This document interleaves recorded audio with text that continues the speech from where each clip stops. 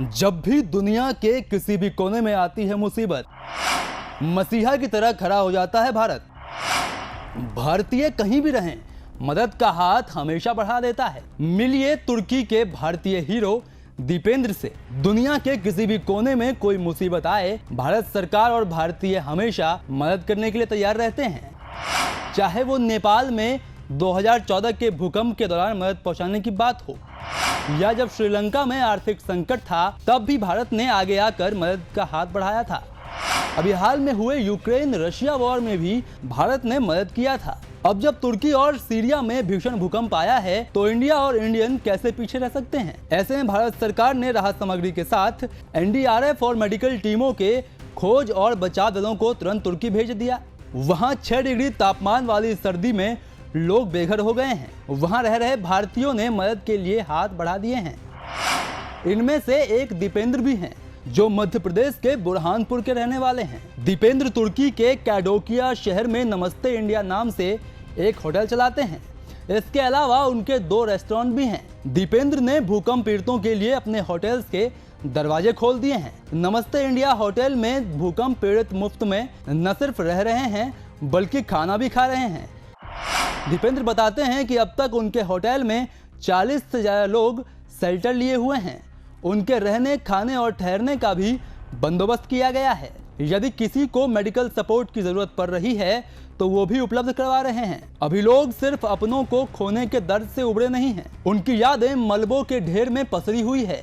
वो बर्फबारी के बावजूद मलबों में जाकर अपनी उजड़ी हुई जिंदगी की यादों को देखकर रो रहे हैं। दीपेंद्र ने बताया कि भूकंप में जिन लोगों के घर मलबे के ढेर में तब्दील हो गए हैं, वो यहाँ बीते 2 से 3 दिन से अपनी कारों में रह रहे हैं। वे 3 दिन से सिर्फ बिस्किट खाकर गुजारा कर रहे हैं। बाहर बर्फबारी हो रही है, खुले आसमान में वक्त काटना मुश्किल है। यहाँ चारों तरफ एम्बुलेंस की आवाजें गूंज रही है। इस कठिन समय में मुझसे जो कुछ बन पड़ेगा, मैं मदद के लिए तैयार हूँ। मैंने अपनी होटल को फ्री कर दिया है। दीपेंद्र बताते हैं कि उन्होंने पहली बार ऐसी त्रासदी देखी है। देखते ही देखते ऊंची ऊंची इमारतें जमींदोज हो गई हैं। कई लोग लापता हैं। अभी भी मलबे में कई ऐसे लोग फंसे हैं जिनकी सांसें चल रही है। अस्पतालों के बाहर लोगों की भीड़ है। जो लोग जिंदा बचे हैं, वे बिल्डिंगों के मलबे में अपनी यादें खोज रहे हैं। कई बच्चे जो नींद में थे, अब तक मलबे में फंसे हुए हैं। चारों तरफ यहाँ चीख पुकार है। सरकार भी अपनी तरफ से कोशिश कर रही है। तुर्की में मैंने कुछ स्थानीय लोगों से बात की है। उन्होंने बताया कि वे बीते 3 दिन से एक ही कपड़े में हैं और सिर्फ बिस्किट खाकर गुजारा कर रहे हैं। जैसे ही उन्हें इस होटल की खबर मिली, वे परिवार सहित यहाँ चले आए।